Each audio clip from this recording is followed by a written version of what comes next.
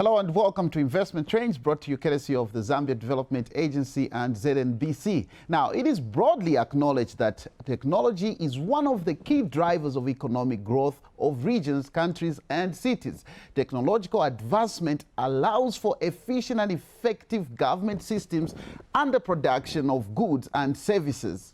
Against this backdrop, this week, we host an information communication technology ICT expert to discuss the importance of ICT systems for efficiency in government operations, economic growth, and development. To give a clear insight on the topic is Tarcisio Chanda, Principal Software Architect at Ellison Solutions Limited. Sir, it's good to have you in the studio. Thank you.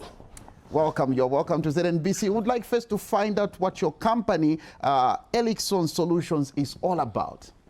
Well, Ellison Solutions is a software solutions provider, an innovation hub. And the plan is, as the business grows, we want to also establish a software developer academy so that we can grow our base of local developers. We work with a lot of software houses that are outside Zambia. We do a lot of collaborations for outsourced work. Sometimes we help them with support, but we would like to establish a very strong development base in Zambia because we believe we've got a lot of youths in Zambia who have minds that are analytical enough to develop world-class software.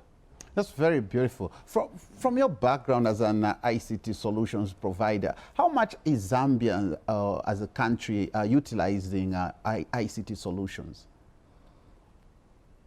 Well, I will talk specifically about software solutions because that is my strength.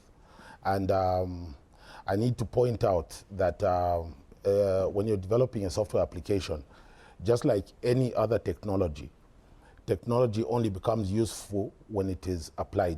So it is only as useful as the people applying it apply it. And I believe that there's lots of potential which is going untapped. I mean, we've got lots of Zambians who are capable of delivering really high quality software solutions, but the appetite is not there from both government and the private sector. So it becomes very difficult for us to work as full-time developers developing solutions for Zambia, because to develop computer software has got associated costs. Mm-hmm. And I highly doubt that the Zambian market will enable us to recover those costs. So to answer your question, we have seen some benefit, but I think it's really a tiny fraction of the potential that the software space possesses. Well, is this seemingly a misunderstood venture in the Zambian community? Well, yes, technology is badly misunderstood in Zambia. I believe we make very basic, very fundamental mistakes because maybe we don't realize what benefits we can achieve by using these solutions. I mean, government, by implementing efficient software solutions, will tick off a lot of boxes. It will help in the fight against corruption. It will increase transparency. It will increase service delivery. Accountability will go up. I mean, I'm sure you've heard the president is talking about moving to a cashless society. That is obviously hinged on having good software platforms that are taking advantage of these cashless methods of moving money. You've got to, there's a big difference between just having a digital payment and having an actual application that has got an embedded digital payment. If your payment is digital, but you've got paper processes on both sides, it still leaves a lot of room for manipulation. If I'm supposed to pay 9,000 kwacha for something, I can bribe an official 500 kwacha, and then he invoices me 4,000, and that is what I now pay using the digital platform. So you've got to link the payment to a task. The payment should be triggered by a task that has been completed, and after the payment is made, a follow-on task should be triggered. That way, you have accountability. You know that people who paid get the service, and no one is getting service for payments they did not make. And in the same vein, you avoid things like people skipping queues. I'll give you an example of a passport application. If we're handling a passport application online, right? I'm able to apply online. I'm able to pay from the same application. What will happen is, after my application, I've uploaded all my documents, made my payments, my application will be put in a queue behind everyone who had applied before me. So even if I go to the passport office and bribe someone, in order for him to process me so that my passport is ready same day because I paid him, he'll need to process everyone who's ahead of me in the queue. So you've got to understand, and this is the misunderstanding I'm talking about. The government is focused on digital payments. A digital payment is only part of the process. It is not the process. You need to digitize the whole process, and that will introduce efficiencies, transparency, obviously better service delivery, and all sorts of things. So I would say it's a misunderstood opportunity, but we haven't missed it yet. We believe the situation can be corrected, and that is what we're pushing for, because it obviously requires a lot of political will from the government, and this is something that we've been struggling to get all along. You mentioned that you are struggling, but we've got the Smart Zambia platform, and also I like the fact that you're not just here to just lament about how bad the situation is, that you're also mitigating, coming in with words and solutions to it. And one of these is that you're proposing to develop an enterprise resource planning software for government. Can you tell us about this? Well, I mean, government is a very complex organization with lots of moving parts. Now, you've got to interlink those moving parts in order for government to work efficiently. I mean, that's what enterprise resource planning is.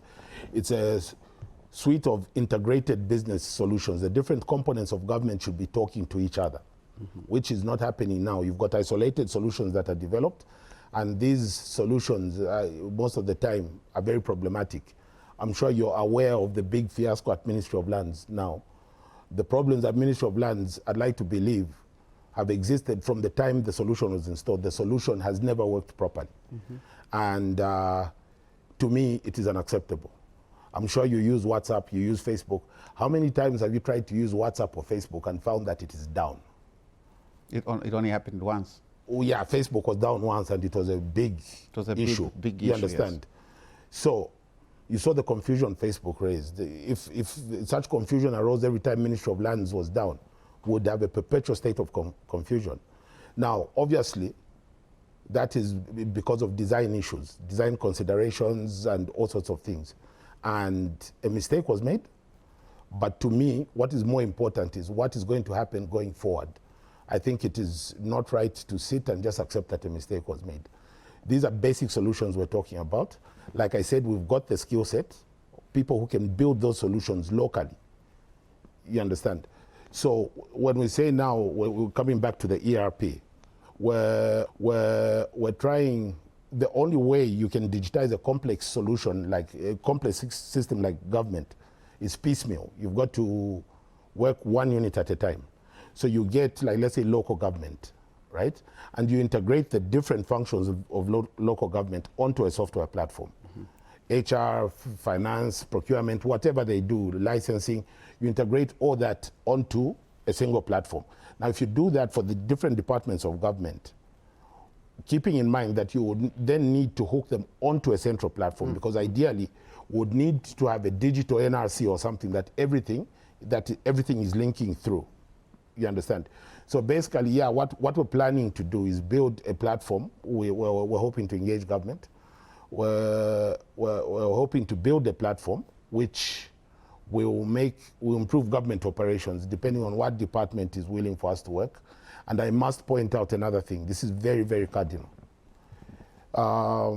We believe, like Ministry of Lands, back to Ministry of Lands, lots of money was spent on that solution. We think, as a matter of principle, it is not right for government to pay any money for these software solutions. If I'm providing you with a solution, which I say works, and that solution is handling transactions, I believe that the money that I will make should be as a commission based on the transactions that I process. Because that way, government does not need to worry about updates and things like that. I will make sure my software is efficient. I will make sure it is up to date. I will make sure downtime is a minimum. Because every time the software is down, I don't get paid. But in this particular case, you've got these people from, I can't remember the country, who were paid 9 years ago and they've gone. The thing has never worked. But That's they've fraud. taken the money and they're no longer interested. That's fraud, yeah. Yes. I like the fact that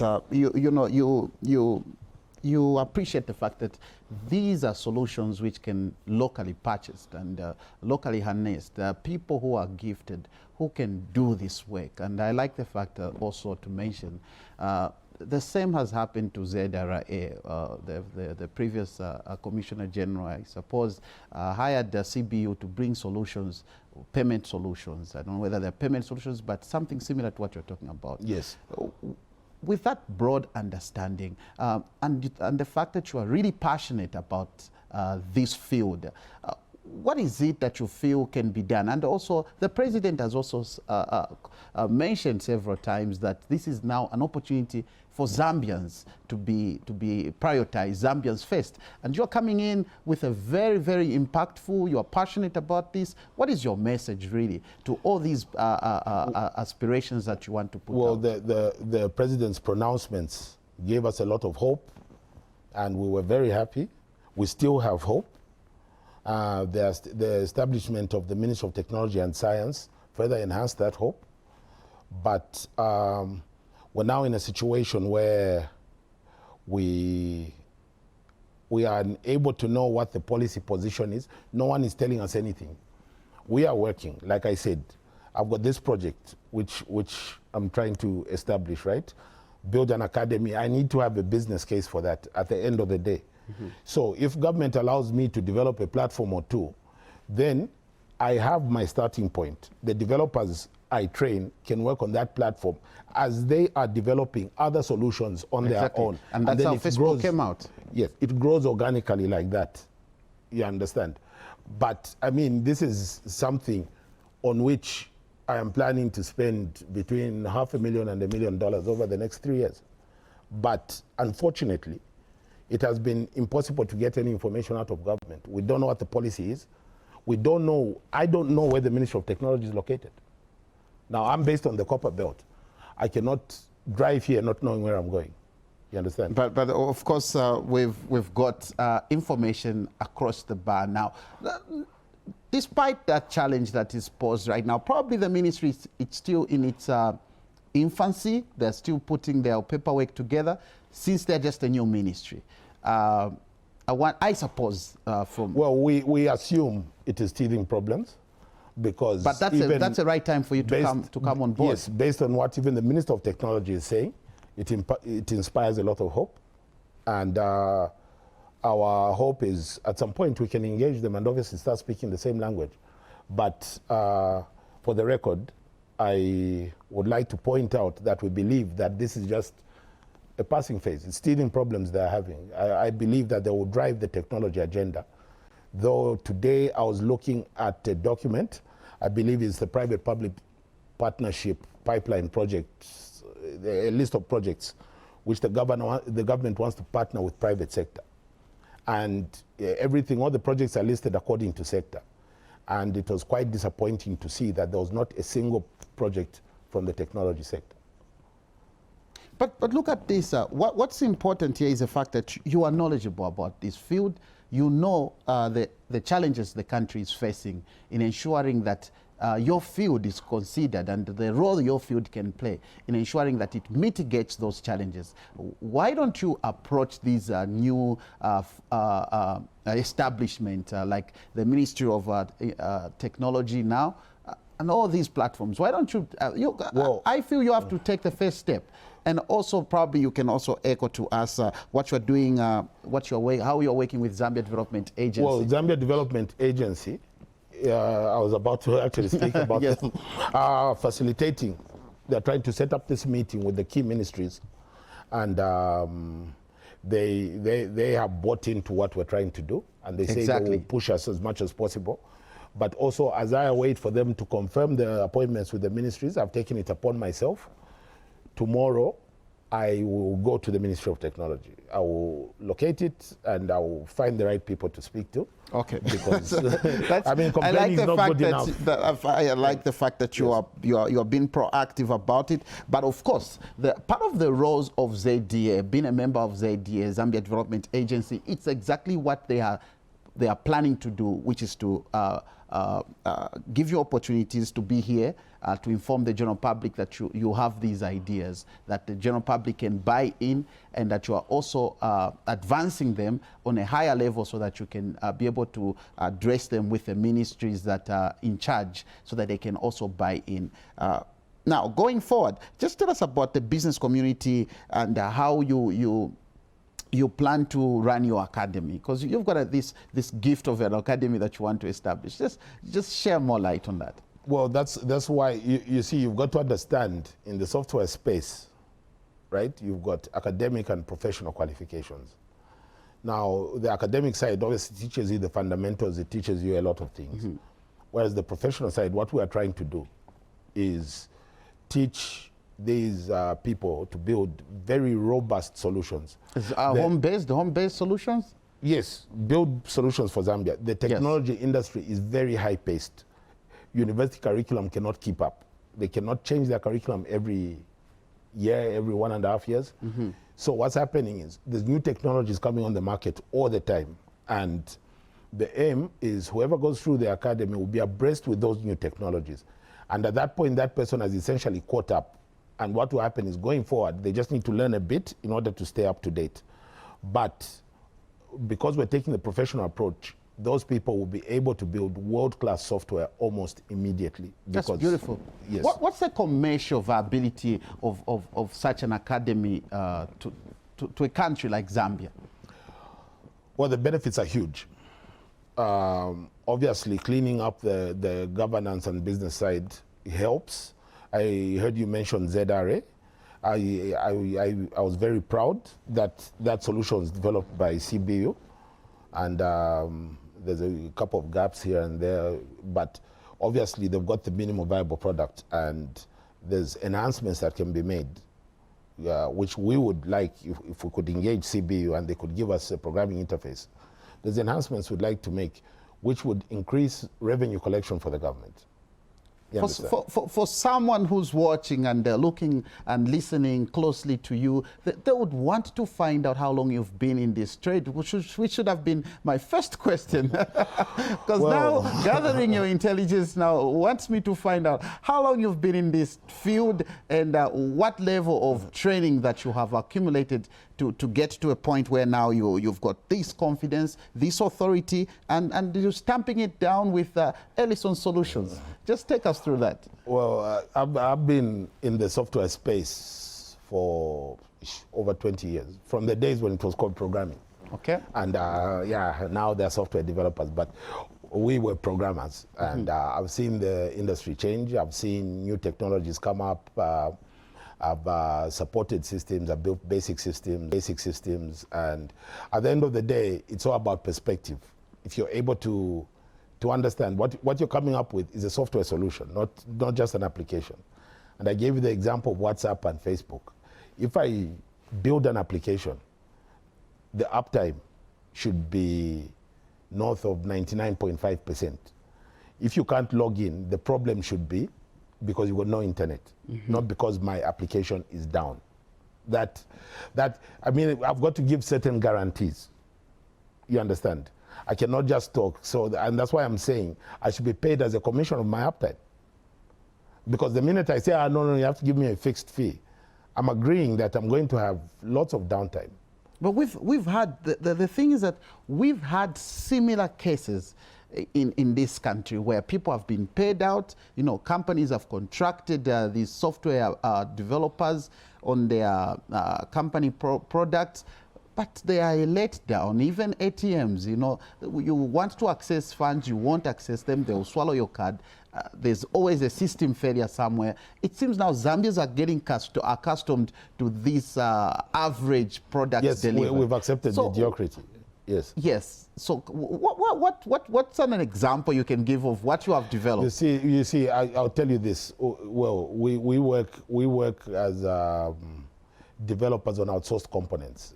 If a partner house, let's say in India or in the US, is building an application, they'll ask us to develop some components for them, that sort of thing. You understand? Beautiful. There's a lot of, even the academy we're building, those developers will do a lot of work for people based outside Zambia. It's a global community. You understand? But the reason these solutions fail so much in Zambia is it's a design problem. You understand? You cannot get a solution built for the Western world and come and implement it in Zambia. You've got to take consideration of the environment. You understand? You've got to take into consideration the user capabilities. There's a lot of things. And that's why having developers in Zambia makes a lot of sense, because they understand the pros and cons of the Zambian situation. There's examples I can give you, but I think I'd rather not get into that, because it will create the impression that I'm talking down work that has been done by other people. But to cut a long story short, these problems exist because at design level, the design is very complex. What you're supposed to do is, you've got a complex problem, break it into the simplest units possible, and then start solving those unit problems with the bigger goal in mind. So you're using simple solutions to solve the simple problems. But when you combine them, you now have this complex thing which solves the complex problem, but in all the approaches that have been used on this end are very, very simple. But we go in now, currently what's happening with a lot of these platforms is they go in and say, yeah, we want to build a software solution, let's say for Ministry of Lands. So they hire a software house, pay them, the software house goes away maybe for a year and comes back with this bloated, huge solution with lots of bugs, and because it's so big, it makes it very difficult to test and debug. When you're developing little individual units, it's called, we say release early, release often.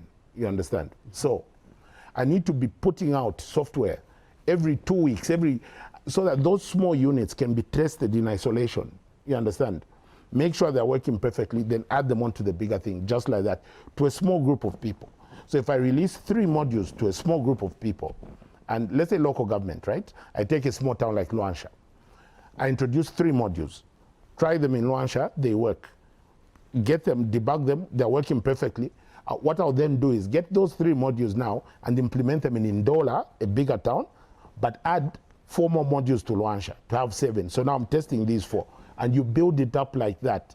So that eventually, by the time you're installing in Lusaka, beautiful, it works and you've tested it. Yes. So I appreciate the fact that I'm an interested party to this, because I want Zambia to be first class when it comes to solution development, because that's where the solutions for efficiency are lying right now. Well, so I want to allow you to come in. No, I've got to say this. I believe, I believe I would like Zambia to develop this sector, because the capital required, there are very low barriers to entry. I believe Zambians are very high IQ people, and it's a sector in which they can flourish. And all we're asking from the government is to help us in terms of policy and just setting a stage for us. Thank you so very much, Mr. Chanda. It was great having you on the program. Well, this is what we had for you. We're discussing solution development. And of course, this is a very robust topic, but we hope that you picked up 1 or 2 things that you could use for your company and for the country as well. This has been Investment Trains, brought to you courtesy of Zambia Development Agency. I've been your host, Hezron Ngoso. See you next week at the same time.